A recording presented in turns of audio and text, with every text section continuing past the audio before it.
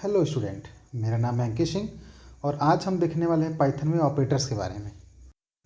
तो चलिए वीडियो को स्टार्ट करते हैं। The operator can be defined as a symbol which is responsible for a particular operation between two operands is called operator। चलिए student, हम लोग टाइप्स ऑफ ऑपरेटर के बारे में देख लेते हैं।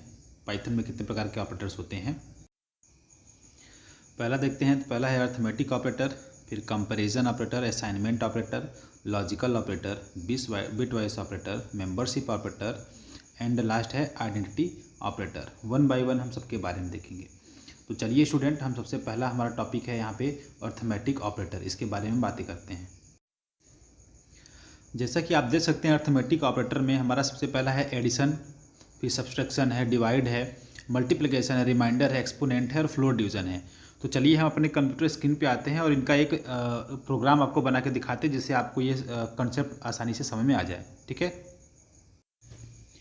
तो चलिए हम अपने कंप्यूटर स्क्रीन पे आ गए हैं और सबसे पहले हम देखते हैं अपना सबसे फर्स्ट टॉपिक जो है कि हमारा अर्थमेटिक ऑपरेटर, कि कौन कौन से ऑपरेटर होते हैं इसमें। जैसे कि प्लस है, माइनस है, आपका जो है कि डिवाइड है, फ्लोर डिवीज़न है और मल्टीप्लिकेशन है, एक्सपोनेंशियल है, तो रिमाइंडर है। इन सबके बारे में हम बात करेंगे। चलिए तो सबसे पहले हम स्टार्ट करते हैं। एक वेरिएबल लेते हैं ए इक्वल टू हम ले लिया 10 और बी इक्वल टू हम ले लेते हैं यहाँ पे 20। तो ए और बी का वैल्यू हमने दे दिया है। अब हम डायरेक्ट प्रिंट करते हैं। इसमें सबसे पहले हम लिखेंगे, सबसे प्लस ऑपरेटर अपना यूज़ करेंगे तो ए प्लस बी। ठीक है, ए प्लस बी हम लिखते हैं, इसका मतलब है, और ए माइनस बी भी ले लेते हैं। इसी में हम सबको एक साथ लेते हैं। ए मल्टीप्लाइड कर दिया हमने, मल्टीप्लिकेशन। उसके बाद यहाँ पे हम लोग डिवाइड भी करके देखेंगे और फ्लोर डिवीज़न भी करके देखेंगे। तो हम यहाँ पे प्रिंट करते हैं A divide by B, B divide by A, और यहाँ पे कामा देकर लिखते हैं B floor divide by A. यहाँ पे इसको जो डबल स्लैश लिखा हुआ है उसको फ्लोर डिवीज़न बोलते हैं। आगे हम लोग जो है मल्टीप्लिकेशन और एक्सपोनेंशियल दोनों निकालेंगे। मल्टीप्लिकेशन तो निकाल चुके, एक्सपोनेंशियल ए जो डबल एस्ट्रिक बी लिखा हुआ है स्टूडेंट, इसका मतलब है आपका कि हम लोग इसको एक्सपोनेंट करने वाले हैं। फिर बी रिमाइंडर ए और इसको हम लोग सेपरेट कर देते हैं कामा के द्वारा। ठीक है, तो सेपरेट SEP यहाँ पे हम लिख देते हैं इक्वल टू देके सिंगल कोटेशन के अंदर एक कामा दे देते हैं यहाँ पे। ठीक है ना, कि इन सब के आंसर के बीच में कामा लगा के आए। ठीक है, अब इसको रन करके चेक करते हैं आंसर कितना आता है। ये देखिए 1 2 3 4 5 6 7 ये सबका आंसर आ गया स्टूडेंट यहाँ पे। तो आई थिंक आप ये समझ रहे होंगे। तो अभी हम यहाँ पे एक चीज़ के बारे में आपको एक्सप्लेन करना चाहते हैं, जो डिवाइड और फ्लोर डिवाइड इन दोनों में क्या डिफरेंस, इसको देख लेते हैं। अगर एक वेरिएबल हम लेते हैं ए इक्वल टू 20 और बी इक्वल टू 10 ले लेते हैं और प्रिंट कर लेते हैं हम ए डिवाइड बाई बी, तो इसका आउटपुट आएगा स्टूडेंट 2.0। ठीक है, 2.0। इसका रीज़न ये है कि ये जो डिवाइड होता है वो डेसिमल नंबर तक हमारा जो है जितने भी पॉइंट में जितने भी वैल्यू आते हैं उसको भी यहाँ पे जो है कि डिवाइड करने के बाद उसको भी वहाँ पे रिप्रेजेंट करता है। ठीक है, अब हम बात करते हैं आपका फ्लोर डिवीज़न के बारे में। जैसे यहाँ पे a बराबर 20 b बराबर 10 ले लिया, हमने प्रिंट कर दिया a floor divide by b, तो स्टूडेंट इसका आंसर जैसे कि आप देख रहे हैं इसका आंसर आएगा 2। क्योंकि अगर मान लीजिए कि हम 3 में 2 का डिवाइड करते हैं, 7 में 2 का डिवाइड करते हैं, फ्लोर डिवाइड करते हैं, अगर मान लीजिए अब पॉइंट में आंसर आता है जैसे 2.3 2.5 समथिंग आंसर आता है, तो इसका फ्लोर वैल्यू लेता है। केवल 2 या केवल 3 ही आंसर आएगा इसका। ठीक है, पॉइंट में आंसर नहीं लेके जाएगा, इसको बोलते हैं फ्लोर डिवीज़न। और स्टूडेंट अगर हमने जैसे कि ले लिया a बराबर 2 ले लिया और b बराबर 3 ले लिया, हमने प्रिंट कर दिया a एक्सपोनेंट, मतलब ये जो डबल एस्ट्रिक है, इसके बाद b, इसका मतलब ये 2 स्टार स्टार b, मतलब हो गया 2 के पावर 3। ठीक है स्टूडेंट, 2 के पावर 3 मतलब हो गया 2 गुणे 2 गुणे 2, इसका आंसर आएगा आपका 8। ठीक, तो चलिए स्टूडेंट, हम यहाँ पे कंपैरिजन ऑपरेटर के बारे में बात करते हैं। दूसरा टॉपिक हमारा ये है। तो कंपैरिजन ऑपरेटर में हमको जो आंसर है हमारा ट्रू और फॉल्स के रूप में मिलता है।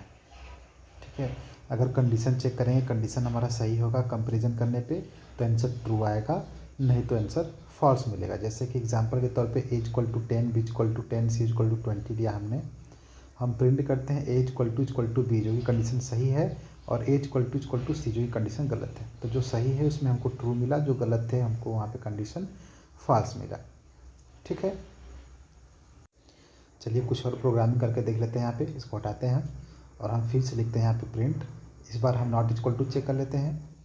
जैसे कि हम सबसे पहले लेते हैं a not equal to b, तो यहाँ पे फॉल्स आना चाहिए। फिर हमने लिखा है यहाँ पे प्रिंट किया हमने दोबारा ए नॉट इज इक्वल टू सी, यहाँ पे ट्रू आना चाहिए स्टूडेंट। और हम जब यहाँ फिर प्रिंट करते हैं यहाँ पे A less than is equal to B, तो ये भी कंडीशन सही है, लेस देन तो नहीं लेकिन इज इक्वल तो है, तो इसका भी ट्रू आना चाहिए। B greater than is equal to A, तो ये भी आपका ट्रू आना चाहिए क्योंकि कंडीशन सही है। फिर हमने प्रिंट किया बी ग्रेटर देन ए, तो ये कंडीशन फॉल्स है स्टूडेंट। और लास्ट में हम यहाँ प्रिंट कर लेते हैं बी लेस देन ए, तो ये भी कंडीशन हमारा फॉल्स है।